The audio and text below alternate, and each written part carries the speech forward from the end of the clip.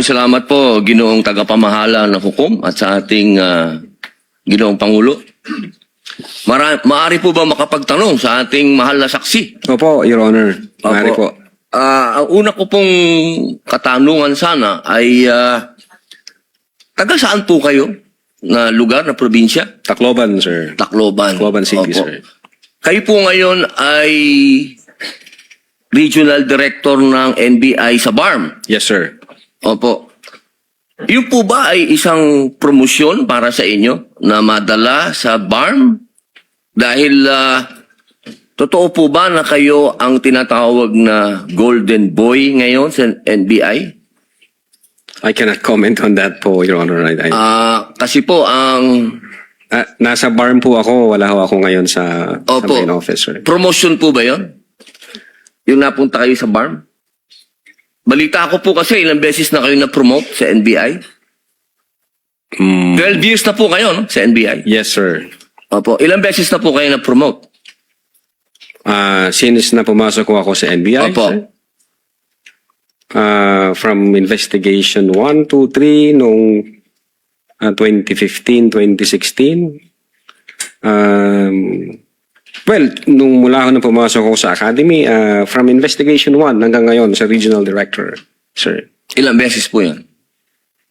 Sa isang taon po, Sa isang taon? Anong taon po, sir, ang tinutukoy nyo? Bago po kayo napunta sa BARM. Bago ho ako napunta sa BARM, regional director po ako ng Mimaropa. May Maropa. Region 4B, sir. Opo. Kayo po ba ang pumili sa BARM? Na Hindi kayo po, sir. mapunta to? In the ex-agency of service, doon po kami nilalagay kung ano ang tingin ng direktor na makakatulong kami sa bureau. Bakit po kaya naisip ng direktor na sa BARM po kayo? Kayo po ba ay may kaalaman sa Islam?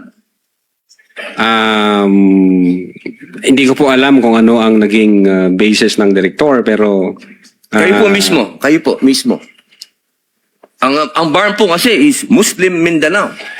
yes, Your Honor. Opo. Meron po kayong kaalaman sa Islam? In terms of what do you mean kaalaman, sir? Yung Sa religion po ng Islam kasi Muslim Mindanao. So, ibig sabihin, so kahit basic po siguro ng Islam, no? yes, sir. Kahit naman ho sino pwedeng i-assign kahit saang regional office dito sa Pilipinas.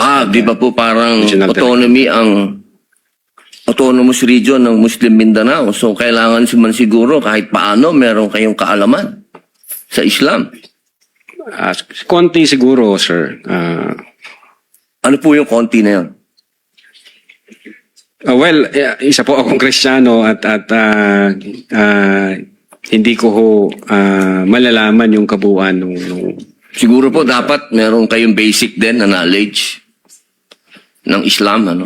So, pangalawang tanong po, okay na po yun. Ang pangalawang tanong po, meron po ba kayong, sa tagal nyo po, sa NBI, 12 years, meron po ba kayong na-encounter na kaso ninyo sa NBI? Kayo po mismo na-filean ng kaso? Your Honor, normal ho sa mga NBI agents na makakasuhan, in fact, maging sa sinumang law enforcement agency, that's the price we pay for doing our job and for protecting the country. As a matter of fact, in the NBI, Your Honor, we avoid the noise. We just finish the job. So, sir. ano po yan? Yes? Yes po yan? Yung sagot nyo? Yes? Normal ho yan yun sa amin. So, yes po. Attorney Loto, kindly answer the question. Yes, sir. Oh, yes. Ano pong, pwede po bang malaman kung ano pong mga naikaso sa inyo? Well, wala ho pa akong natanggap na official case galing sa ombudsman, pero may nakita na ho akong complaint na binigay sa akin from NBI. Hindi ko na humaalala yung sa case na yan. Pero nung chinek po namin yung case na yan, Your Honor, sabi ko doon sa mga kasama ko, tingnan nyo nga yung validity at authenticity ng case na to. Pinuntahan ho namin yung nagnotaryo, at So, yung meron Makati po, no? Court yun. Yung Makati Court, nag-issue ho ng certification na peke yung notary. Diyan sa reklamo na yan. So sabi ko, huwag nyo nang pansinin, marami tayong trabaho. Kung fake yung notaryo na yan, mere scrap of paper yan. Huwag na nating pansinin. Although, nag-aantay po ako, Your Honor, na mag-notify sa akin ng OMB kasi sasagutin po namin na eto ho ang nakalap namin, may dalawang Chinese na nagreklamo. Chinek ho namin doon sa BI, yung dalawang Chinese na yan, I think, 9 months nang overstay at pinaghahanap din ng... Ano pong kaso po Bureau of yung Immigration. ipinatong sa inyo? Anong kaso? Hindi ko maalala, Your Honor. May mga kaso ho doon na nakalagay. Pero again, sabi Wala ko po nga, kayong isa kahit maalala na ipinatong sa inyo? if I'm not mistaken, arbitrary detention, may ganun ba? May unlawful arrest? Wala ho sa akin ng record kasi nga, sabi ko nga, nung makita namin na fake yung notary, hindi na ho namin binigyan ng pansin, Your Honor. Kasi napakakapal po nitong hawak ko. Wala akong problema, Your Honor. Sasagutin po kakapal. namin yan. Po. Sasagutin ko Hindi po niyo yan. pa po nasagot magmula noong February 29 Kasi wala pa hong official notice galing sa kung anong ahensya. na nakarating po sa inyo. Wala pa. Wala pa ho. Ang nakuha ko lang, yung kopya niyan, siguro may nagpadala sa akin. Sabi ko, teka muna, wala akong official na nare-receive from OMB. So, nung chinek ho namin, kung nag-i-exist ba yung kaso, fake yung notary, hindi na namin... So, ibig niyo pong sabihin hanggang ngayon, hindi kayo sigurado kung nag-i-exist to. Dapat may notice na ako from Ombudsman. Di ba po dapat ang reaction ng isang tao kapag may kaso, harapin? Precisely, Kasi Your Honor. Hinihintay ko nga po yung notice from Ombudsman na pag meron na hong notice Wala ang po kayong Ombudsman- notice hanggang ngayon? sa Wala pa Ombudsman? po, Your Honor. Yun nga ang inaantay ko kasi sasagutin namin kasi meron po kaming certification na fake yung notary. Inaantay ko po, Your Honor. Mas maganda po, maharap nyo kagad. Definitely, hindi ko Lalong-lalo namin na po, tatakbuhan yan, sir. Kasi napakahalaga po ngayon nito. Yes, sir. Oo, ito po ay ang pinag-uusapan natin dito ay napakahalaga. Yes, sir. Opo, at ito pong mga kasong ipinatong sa inyo, perjury, robbery, extortion, theft, mainam po ito As I've said, Your Honor, in the NBI, we avoid the noise. We just finish the job, sir. Opo. Meron po akong tanong. Pangatlo. Opo. Kanina po na ang ganda nung talakayan nyo tungkol sa Romanov. Yes, sir. Opo. Alam niyo po ba yung istorya ng Romanov? At ang gaganda po ng mga sagutan ninyo, alam niyo po ba yung historical background ng Romanov? Ang alam ko lang po dyan, Your Honor, yun yung nangyari sa, I think, SAR, kung hindi ako nagkakamali sa Russia. Sa Russia. Opo. Sino po ba yung nakalaban ng SAR? Again, hindi ko po maalala, hindi ko po nakita yung buong... Yun. Kasi napakahalaga po malaman ng taong bayan kung sino po ang tinatawag natin na Romanov at sino yung nakalaban nila. Kasi po, katabi ko ang isa sa Marcos family. Yes, sir. Alam naman po natin lahat, batid natin lahat, na si Apo Lakay, Ferdinand Marcos Sr., ang number 1 na lumaban sa komunista dito sa Pilipinas. Batid naman din po natin na ang nag-execute sa Tsar kay Nikolai at sa kanyang mga anak, sa kanyang pamilya, ay ang komunista. Alam mo po ba niyo? Yes, sir. Opo. Ngayon, sino po ba ang pangalawang pangulo na lumaban sa komunista? Sino po, sir? Ay di si Pangulong Rodrigo Roa Duterte. Hindi ba po dapat isipin natin yung Romanov ay tungkol sa threat na pumapasok sa mga pamilya na mga namumuno dito sa ating bayan na lumalaban sa komunista. Komunista po ako Gusto ko lamang pong alamin ninyo. Yes, sir.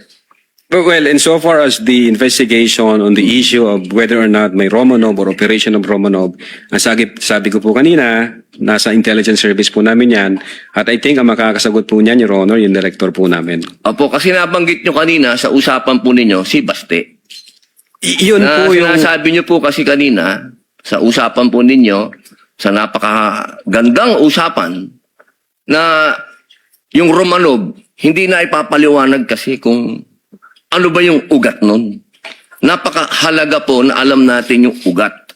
Si Presidente Marcos Sr. ang lumaban sa komunista kaya nagkaroon ng threat noong 1986. Yes, sir. Ngayon, sinasabi ni Baste na nagkakaroon ng threat sa kanila, pamilya, sapagkat alam naman nating lahat na ang nagpatuloy ng paglaban sa komunista pagkatapos ni Pangulong Rodrigo Roa Duterte ay si Inday Sara Duterte, ang ating Vice President. Sumasang-ayon po ba kayo doon? Wala po akong personal knowledge, sir. Ay, bakit po kayo walang personal knowledge? Eh, yun po ang sumunod na assignment ng ating Vice Presidente pagkaupo niya. Siya po ang nag-take over ng NTFL CAC. Hindi po alam ng NBI yun. Well, nag-NTFL ka siya, pero yung factual circumstances doon, Factual, wala pa po akong... wala po kayong... Pero alam niyo po, sagutin na lang po ninyo na siya ang nag-take over ng NTFL CAC. Yes, Your Honor. Opo. Isa na lang po, ginoong tagapamahalang hukom. Sabi niyo po kanina, ulitin ko lang po, gusto ko lang pong malaman uli. Inamin niyo po na wala kayong personal knowledge tungkol dun sa threat ng Pangulo. Ng pangalaw, sabi niyo po kanina, wala kayong personal knowledge na kumuha na ng assassin o papatay sa Pangulo, ang pangalawang Pangulo.